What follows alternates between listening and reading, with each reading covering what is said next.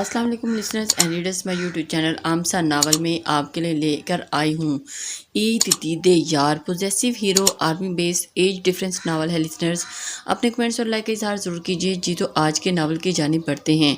मैं उनसे शादी नहीं करूँगी, उसने अपने कमरे में तूफ़ान बर्पा किया हुआ था। क्या मुसीबत है, तुम बिन बाप की औलाद हो, तुम्हें तो अपने ताए का शुक्रगुजार होना चाहिए कि वो अपने बेटे से ही तुम्हें ब्याह रहे हैं ताकि तुम्हें कहीं और न जाना पड़े। और उसकी दोस्त ने उसे हकीकत का आईना दिखाया।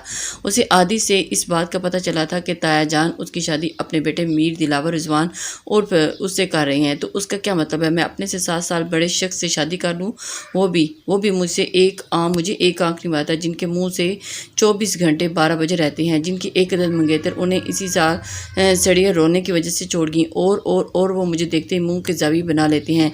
हूर कैसे बैठी हो, हूर कमरे में जाओ, हूर तमीज़ से, हूर हूर हूर। वो पहले तो वो साहबजादे मुझसे बात करना पसंद नहीं करते क्योंकि अपने आप को किसी सल्तनत का बादशाह समझते हैं, और अगर कभी जो उन्होंने मुझसे मुखातिब होना पड़ जाए तो 100 कीड़े निकाल देंगे मुझ में।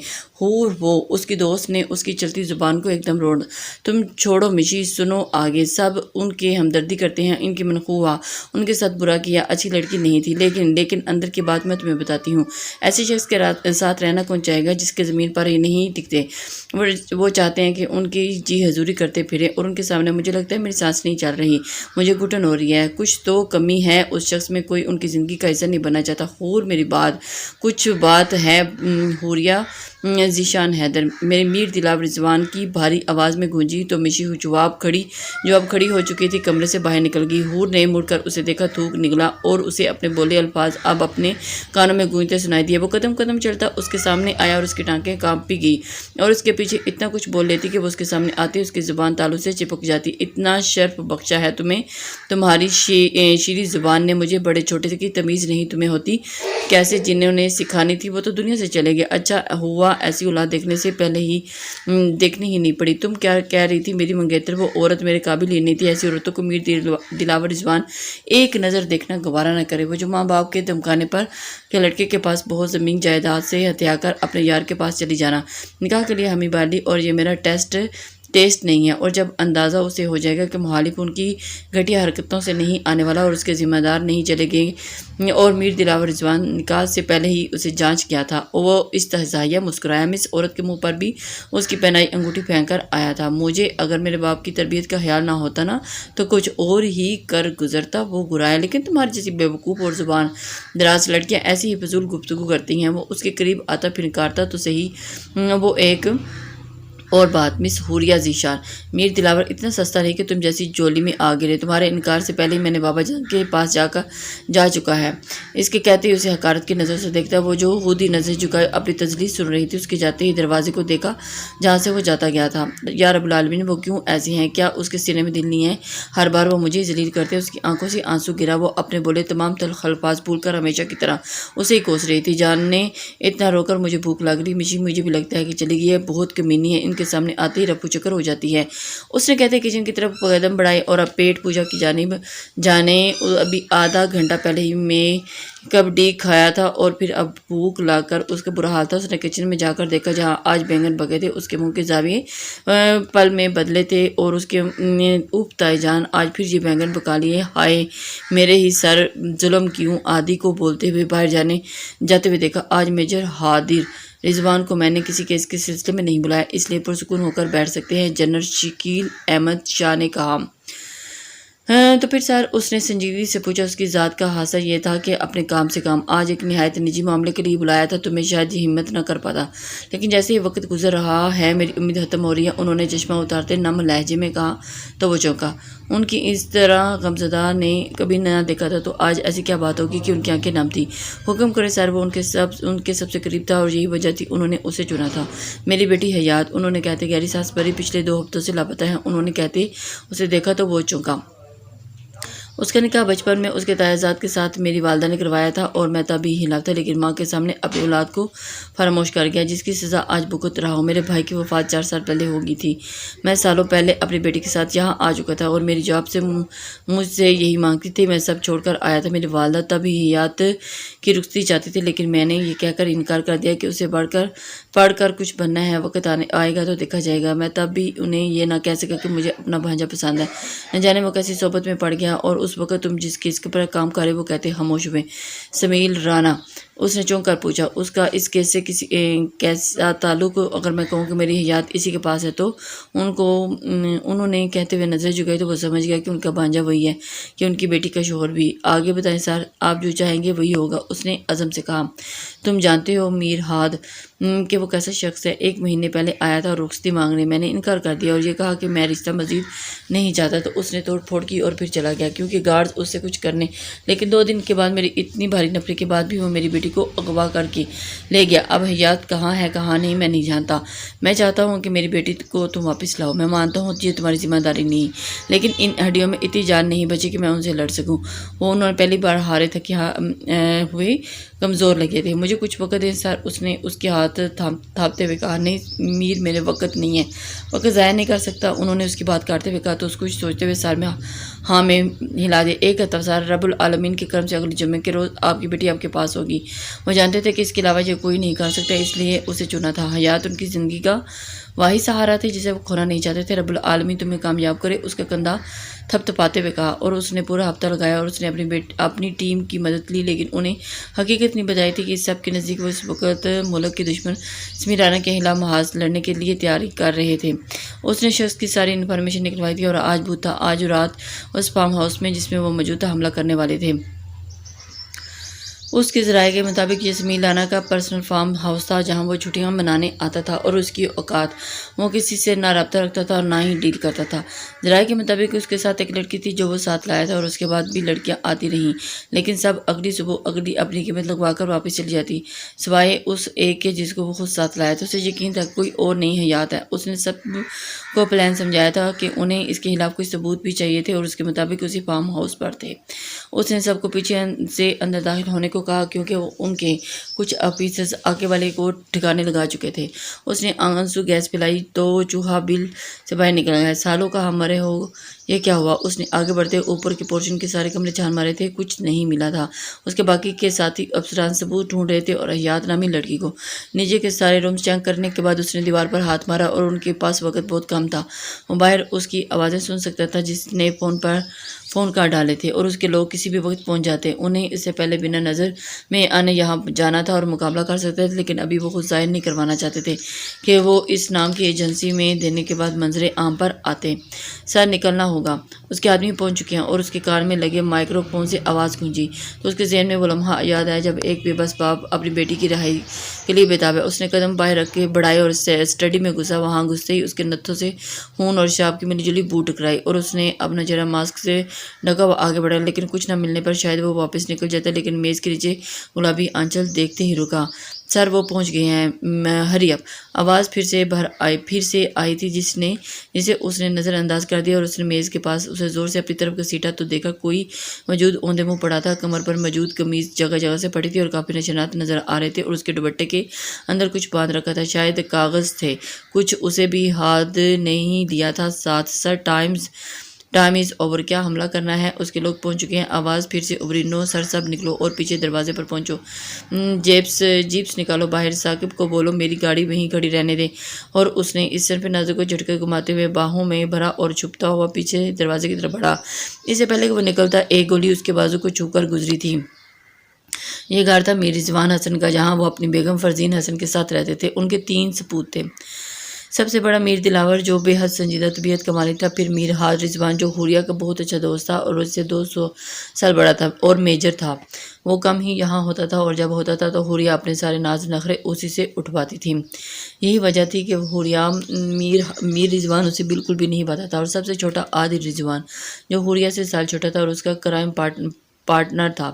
رضوان حسن کے ایک ہی بھائی تھے اور ایک ہی بہن تھی، ناہید اختر جو کہ اپنی فیملی کے ساتھ آسٹریلیا میں آباد تھی، اور ایک ہی بھائی میر ذیشان حسن جو ان کا لاڈلا تھا۔ 7 سال پہلے ایک ایکسیڈنٹ میں اپنی اہلیہ کے ساتھ وفات پا چکے تھے۔ یہی وجہ تھی کہ ان کی ایک ہی اولاد تھی، اور حوریہ ذیشان جسے تب سے انہوں نے اپنے سینے میں سیل لگا رکھا تھا، اور اس گھر میں 2 ہی عورتیں تھیں، فرزین حسن اور حوریہ ذیشان۔ لیکن حوریہ کا سارا بچپن لڑکوں کے ساتھ گزرا تھا، اس لیے ان میں لڑکیوں والی عادت تو نہ تھی۔ اس نے سارا بچپن عادی اور ہاد کے ساتھ گزارا تھا۔ وہ ان کی بے حد لاڈلا تھا اور ہاد کی بیسٹ فرینڈ اور عادی کی کرائم پارٹنر۔ دلاور حسن وہ بچپن سے ہی دور رہی تھی اور اس سے ریزرو اور بے حد سنجیدہ طبیعت تھی۔ میر دلاور اس کی لاؤبالی طبیعت بالکل پسند نہ تھی، اور حوریہ ذیشان کو پورے کا پورا دلاور حسن۔ اس دلاور سے بچپن سے ان حرکتوں کی وجہ سے ڈانٹ پڑتی تھی، اور کبھی وہ غصہ ہو جاتی تو کبھی رونے لگتی۔ میر دلاور پیشے سے ڈاکٹر تھا، جو کینیڈا سے اسپیشلائزیشن کر کے آیا تھا۔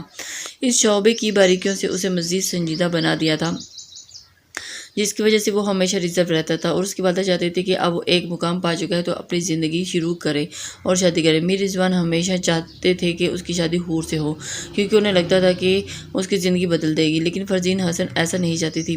انہیں اور دلاور دونوں بے حد عزیز تھے۔ وہ جانتی تھی کہ وہ دونوں الگ الگ ساحلوں کے 2 مختلف کنارے تھے، جن کا ملنا ممکن نہ تھا، لیکن حوریہ تک جب یہ بات پہنچی تو اس نے کافی ہنگامہ کیا، اور جو میر دلاور رضوان سن چکا تھا، اس نے عادی کے ہاتھ رضوان صاحب کو نہ کر دیا تھا، اور تبھی انہوں نے امید چھوڑ کر اس کے لیے مہوش فاخر سے بات چلائی تھی۔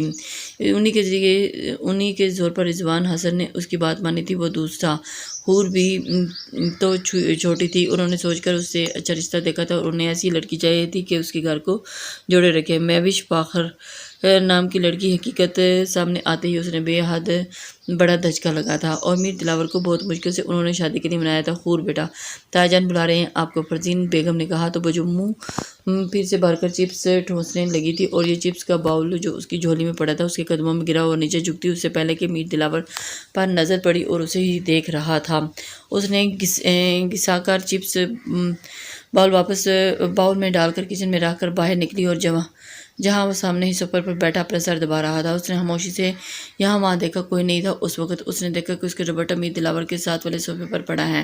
تایا جان کے سامنے ایسے نہیں جا سکتی تھی، بے شک انہوں نے کبھی ایسا اسے کچھ نہیں کہا تھا، لیکن اسے ایسا اچھا نہیں لگتا تھا، لیکن وہ ہزار کوشش کرنے کے باوجود بھی ابھی بھی وہ تھوک نکلتی باہر نکلی اور اپنا دوپٹہ پکڑنے لگی، اور اس سے پہلے ہی عادی وہاں آتا چھپاک سے سوفے پر بیٹھا اور اس کا دوپٹہ گلے سے مفرل کی طرح باندھ دیا۔ عادی میرا دوپٹہ دو، اس نے پاس آتے ہی دوپٹہ لینے کے لیے ہاتھ آگے بڑھایا۔ وہ جو آنکھیں موندے پڑا تھا اب انہیں دیکھنے لگا۔ عادی نے جیسے ہی سنا تھا فون پر سکرولنگ کرنے لگا۔ عادی، اس نے آگے بڑھ کر اپنا دوپٹہ لینا چاہا، لیکن عادی فوراً کھڑا ہو گیا سوفے پر۔ عادی، تایا جان انتظار کر رہے ہیں یار، جلدی دو نا۔ اس نے چھلانگ لگا کر کراس تک اس تک جانا چاہا، لیکن اس تک نہیں پہنچ سکا۔ عادی، مجھے نہیں جانا، میرا من نہیں ہے۔ تو میرا بھی من نہیں ہے تمہیں یہ دینے کا، اور اس نے دوپٹہ گلے میں سے نکالتے ہوئے ہاتھ میں لپیٹا۔ وہ دونوں میر دلاور کو فراموش کر گئے تھے، جس کی نظریں ابھی انہی پر تھی۔ مجھے تمہارے ساتھ ہی جانا ہے، حور نے اس کے جھکتے ہوئے گال کو کھینچتے ہوئے کہا، تو حور نے اسے غصے سے گھورا اور پھر صوفے پر چڑھ کر اس کے بال مٹھیوں میں پینچ لیے، اور عزت نہیں راس آتی اب وہ اس کے بال کھینچے اور کھڑی ہوتی، اور حوریہ ذیشان عادی رضوان اس کی گجدار آواز گونجی تو وہ دونوں تھمے اور نظریں اس کی طرف گئیں جو انہیں سرخ آنکھوں میں گھور رہا تھا۔ یہ کیا بدتمیزی ہے عادی، اس میں تو عقل نہیں ہے، تمہیں ہی کچھ خیال کرو، بچے نہیں ہو، اب بڑے ہو گئے ہو، اور تم یہ دوپٹہ عادی دوپٹہ واپس کرو اور جا کر ٹیسٹ کی تیاری کرو، جاؤ فوراً، اس نے کہا، اور اس کا دوپٹہ اس نے اس کو دیکھ کر فوراً رفو چکر ہو گیا۔ شیر کی گچھار میں کون جانتے بوجھتے ہاتھ ڈالتا۔ اس نے ایک نظر حوریہ کو دیکھا، اور تمہارا دوپٹہ مجھے یہاں وہاں پڑا نظر نہ آئے دوبارہ، اسے اگلے گلے میں رکھو، اور سر پر تمہارے نہیں ٹانگتا تو یہ تو کیا اچھل کود لگائی ہوئی ہے تم نے، بچی ہو چھوٹی سی یا وہ دلاور بھائی، اس نے منمناتے ہوئے اپنی صفائی میں کچھ کہنا چاہا، حلق تو پہلے ہی اس کے خوف سے خشک ہو گیا تھا۔ جب بابا جان کی بات سن کر آواز آ کر چائے میرے کمرے میں پہنچا دو، وہ حکم جاری کرتا ہوا چلا گیا، اور پھر پکڑو سالے کو، میری بیوی کو لے جا رہا ہے، اس کی اتنی ہمت، لیکن تب تک وہ جا چکا تھا۔ اس کے نکلتے ہی وہاں سے سناٹا چھا گیا، کیونکہ پیچھے کا سارا حصہ اس بم کی نظر ہو گیا تھا جو اس نے پھینکا تھا۔ سمیر رانا کے کتنے ہی لوگ مر گئے تھے اور زخمی بھی وہ ہوا تھا، لیکن وہ اس عورت پر وہ 2 حرف بیچ کر وہاں سے نکل گیا تھا۔ اس نے آگے چلتی سڑک پر جا کر سانس چھوڑا تھا، بھی ایک نظر اس لڑکی کو نہیں دیکھا اور جسے وہ باہوں میں اٹھا کر بھاگا تھا۔ آگے اشارے پر رکتے ہی اس نے ثاقب کو دیکھا جو ڈرائیو کر رہا تھا، اسے گاڑی اپنے فلیٹ پر لے جانے کو کہا تھا اور زیادہ دور نہیں تھا۔ وہ پہنچے تو اس نے ثاقب کو اشارہ کیا، وہ جو نکل کر دور چلا گیا، اور اس نے اس وجود پر پھر سے تھاما اور اندر کی طرف بڑھ کسی فیمیل ڈاکٹر کو لے کر آؤ، میرے ہری اپ، اس نے حکم جاری کیا تو ثاقب چلا گیا۔ اس نے جا کر اپنے کمرے کے بستر پر ڈال دیا اور وہ لٹا کر ہٹا تو نظر سیدھا اس کے وجود کے چہرے پر سے ٹکرائی، جس سے اس کا دل پل پل رک کر پھر دھڑکا تھا۔ اور ایک دم بوکھلا کر رہ گیا۔ اس کے چہرے پر جا بجا نیل کے نشان تھے اور بھاری بلکہ آنکھوں پر سایہ فگن تھی۔ نہ جانے کب سے ہونٹ پھٹے تھے اور بری طریقے سے کپڑے جگہ جگہ سے پھٹے ہوئے تھے۔ اس کا سر خود بخود جھک گیا۔ اس پر اپنا کمفرٹ اوڑھتے ہی پھر اسے دیکھا، جس کی صاف رنگت نشانوں سے چھپی تھی اور وہ بے شک بہت حسین تھی، اس لیے سمیرانہ کے قبضے میں تھی۔ اس نے لب پینچے اور اس کے وجود کے گناہگار کو اس کا دل چاہا کہ کوڑے مارے جائیں۔ ابھی وہ کچھ اور سوچتا کہ ڈاکٹر ثاقب کے ساتھ آئی اور انہیں وہیں چھوڑتا باہر نکل گیا۔ آدھے گھنٹے کے بعد وہ نکلی۔ ثاقب باہر ہی انتظار کر رہا تھا۔ اس نے سوالیہ نظروں سے ڈاکٹر کی طرف دیکھا۔ انہیں کئی بار زیادتی کا نشانہ بنایا گیا ہے، اس کے علاوہ برے طریقے سے ان پر تشدد بھی کیا گیا ہے۔ پٹی بھی کر چکی ہوں، دعائیں آپ منگوا لیں، وہ پیشہ ورانہ انداز میں بولی۔ ہوش میں کب آئیں گی یہی کچھ نہیں کہا جا سکتا۔ وہ گہرے صدمے کے زیر اثر بے ہوش ہیں، ہو سکتا ہے 2 دن میں ہوش آ جائیں یا کل ہی۔ اوکے، وہ کہتا ہوا باہر کا راستہ دکھاتا اندر بڑھ گیا۔ ڈاکٹر اس کی درخواست پر اس کی تمام مرہم پٹی کر چکی تھی اور اس کا صاف چہرہ دیکھتے اس کا دل عجیب سا ہوا تھا اور اس پر نظریں پھیرنی چاہیے لیکن ناکام رہا اور اس کے کمرے میں ہی رہا۔ اس نے حالات بہت وجود دیکھے تھے لیکن یہ پہلا تھا کہ جس پر اس کی نظریں ٹک سی گئی تھی۔ میر ہاد رضوان جو سن پہ نازک کو آنکھ اٹھا کر نہ دیکھتا تھا اور اس کی آنکھیں اس وجود کو دیکھنے کے لیے جیسے گزارش کر رہی تھی۔ مجھے یقین تھا تم پر فوراً جواب موصول ہوا، کب لاؤ گے میری حیات کو؟ انہوں نے بے چینی سے پوچھا۔ کچھ دن سر، بھروسہ رکھیں، تم پر ہی تو بھروسہ ہے، انہوں نے کہتے ہوئے نم آنکھیں صاف کرتے ہوئے کال ڈراپ کی تو وہ وہیں لیٹ گیا اور اندر خود موجود تھی۔ وہ اس حالت میں ایک بیٹی کو اس کے باپ کے سامنے نہیں لے کر جانا چاہتا تھا، اس لیے اسے یہاں لایا۔ اگلے روز وہ اندر داخل ہوا تو اس کی جھکی آنکھوں سے چھت کو دیکھ رہی تھی۔ اسے دیکھتے اس کی آنکھیں نے بڑی کی اور وہ دوسرے پل اس نے چیختے خود کو بستر میں چھپا لیا۔ وہ ایک دم سے ہڑبڑا گئی تھی اور وہ نہ چاہتے ہوئے بھی پھر بھی اس نے اس کے ساتھ نظریں ملائیں اور اس سے بات کرنے کی کوشش کی۔ میر ہاد رضوان نے کبھی اس طرح کی صنف نازک کو کبھی آنکھ اٹھا کر بھی نہیں دیکھا تھا، لیکن سامنے تو تھی اتنی خوبصورت کہ اس سے اس کی نظریں ہٹ نہیں پا رہی تھی۔ دیکھو، مجھے کچھ مت کہنا، میں تمہیں اپنا جسم نہیں دوں گی، میرے بابا تمہیں مار دیں گے۔ وہ ہذیانی حالت میں اسے بیٹھی خاموش سنے حیات، اس نے کہتے اسے مخاطب کیا۔ اس نے ہونٹ کاتے اسے وحشتی نظروں سے دیکھا اور پھر میجر میر ہاد رضوان، آپ اس جہنم سے نکل کر میرے ساتھ آ گئی ہیں۔ اس نے وہاں دیکھا جو چھوٹا سا کمرہ تھا۔ وہ شاید اس پر نہ کرتی لیکن سامنے لٹکے اس کے یونیفارم پر نظر پڑتی اس نے جو کیا اسے حیرت کا شدید جھٹکا لگا اور آگے بڑھتی سسکتے اس کے کندھے پر سر رکھتی اس سے لگی۔ وہ اپنے ہاتھوں میں اس کے بازوں سے سختی سے تھامے، بابا تم محافظ ہو کیا سچ میں؟ اس نے جبڑے پینچے اور بازو اس سے الگ کرتے ہوئے سامنے سوجی ہوئی آنکھوں سے دیکھ رہی تھی اور فوراً نظریں چرائیں۔ یہ پہلی بار تھا کہ کوئی صنف نازک میر ہاد رضوان کو آنکھیں جھکانے پر مجبور کرے گی اور اس ڈر سے کہ اسے ڈر نہ جائے۔ کل ہم واپس جائیں گے آپ کے بابا کے پاس، ابھی آپ آرام کریں، اس نے کہتے ہوئے قدم دروازے کی طرف بڑھائے۔ محافظ، اس کی سختی آواز کانوں میں پڑتے ہی اس نے لب کو کونوں سے کاٹا اور اس کے لیے سوپ بنوایا ملازمہ سے، جو نہیں جانتی تھی کہ اس گھر میں کوئی اور وجود بھی ہے، کیونکہ وہ نہیں چاہتا تھا کسی کو معلوم ہو اسے سوپ دینے آیا جو واش روم سے شاید منہ دھو کر نکلی تھی اور اس کے دھلے ہوئے چہرے پر نشان اب زیادہ گہرے ہو رہے تھے، لیکن ان نشانوں کے ساتھ وہ اور بھی یہ پی لیں۔ اس نے سوپ سائڈ پر رکھا اور کپڑے نکالنے لگا، وہ جو باہر واش روم میں تبدیل کر لیتا ہے۔ میں کسی کام سے جا رہا ہوں، شام کو واپسی پر آپ کو گھر چھوڑ دوں گا، اس نے کہا تو اس نے سارا اس بات میں ہلا دیا اور بال اٹھائے تیزی سے سوپ پینے لگی۔ اسے دیکھ کر اندازہ لگایا جا سکتا تھا کہ اسے بھوکا بھی رکھا گیا تھا۔ وہ اتنی تیزی سے چوٹے کے بعد بھی ہمت نہیں ہاری تھی، وہ سب سوچتا رہ گیا اور اس کے جانے کے بعد اس نے گہرا سانس بھرا اور چپاک سے صوفے پر گری، لیکن پھر خود نظروں کی تپش محسوس کر کے یہاں وہاں دیکھا تو نظریں سیدھا اس پر سے جا ٹکرائی جو ریلنگ کے پاس کھڑا اسے گھور رہا تھا۔ وہ اٹھی اور تیر کی اسپیڈ تایا جان کے کمرے کی طرف بھاگی تھی۔ وہ بھی سر نفی میں ہلاتا اپنے کمرے کی طرف چلا گیا۔ تایا جان، آپ نے بلایا؟ اس نے اندر داخل ہوتے ہوئے کہا۔ میر رضوان جو اخبار پڑھ رہے تھے مسکرائے۔ جی میری شہزادی آپ کو بلایا ہے، لیکن پچھلے 20 منٹ سے آپ کا انتظار کر رہے ہیں ہم۔ انہوں نے شائستگی سے کہا اور اس کے سر پر ہاتھ رکھتے ہوئے اس کے پاس بٹھایا۔ بابا، یہ جو ہادی ہے نا مجھے تنگ کر رہا تھا اور آپ کو تو پتہ ہے نا پھر میرا جو اس نے سر کے آدھے بال اتار دیے ہیں، بڑی محبت ہے نا اسے اپنے بالوں سے، بڑا آرگینک شیمپو لاتا پھرتا ہے اور دانت پیس کر بولتی اسے ہمیشہ کی طرح وہ کیوٹ لگی تھی۔ اور ہم پوچھیں گے اسے ہمارے بیٹے کو کیوں تنگ کرتا ہے؟ انہوں نے کہا۔ اس کی گردن اکڑائی۔ اچھا میری شہزادی، ہمیں ایک بات کرنی ہے۔ تایا جان، ایک خواہش کو پورا کرنے پڑیں گی ہماری بیٹی، انہوں نے مان سے کہا گیا۔ وہ جب چاہتی انہیں تایا جان کہتی، جب کہتی بابا بلاتی تھی، اسی وجہ سے ان کے اس لہجے میں ہمیشہ انہیں محبت دکھتی تھی۔ آج اسی لہجے میں مان محسوس کرتے اس نے پہلے انہیں پھر سامنے بیٹھی فرزین بیگم کو دیکھا اور انہیں دیکھتی رہ گئی۔ جی بابا، آپ کی بات میں کیوں نہیں مانوں گی؟ اس نے ان کا ہاتھ تھاما اور پھر عقیدت سے کہا، آپ کے لیے ایک فیصلہ لیا ہے میں نے بہت سوچ کر، مجھے امید ہے میری بیٹی میرا کہا مان کر مجھے رسوا ہونے سے بچا لے گی۔ اس نے سامنے فرزین بیگم کو دیکھا جو انہوں نے اسے دیکھتے ہی آنکھیں بند کر کے تسلی دی۔ وہ جانتی تھی کہ وہ کتنی لاابالی سی ہے، مگر وہ حساس تھی، بے حد حساس، چھوٹی چھوٹی باتوں پر رو دینے والی، دل کو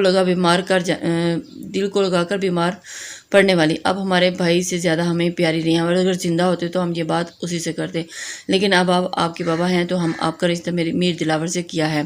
آپ کو کوئی اعتراض تو نہیں؟ ہم چاہتے ہیں کہ آپ ہمیشہ ہمارے پاس رہیں، سب کی نظروں کے سامنے۔ بابا، اس نے حیرت سے آنکھیں بڑی کرتے ہوئے انہیں دیکھا۔ فرزین بیگم نے ایک لمحہ اپنے شوہر کو دیکھا، جیسے کہنا چاہ رہی ہو کہ مزید کوئی بات نہ کرے۔ آپ ہماری بیٹی ہیں، حور، ہماری شہزادی، ہم نے یہ فیصلہ بہت سوچ سمجھ کر لیا ہے، لیکن آپ مگر بابا وہ مجھے پسند نہیں کرتے تو پھر شادی؟ اس نے چھوٹے سے دماغ کو سمجھایا، ابھی ہم صرف نکاح کریں گے، رخصتی آپ کی پڑھائی پر، ہم صرف آپ کو سیف ہاتھوں میں دینا چاہتے ہیں، زندگی اور موت کا کیا بھروسہ۔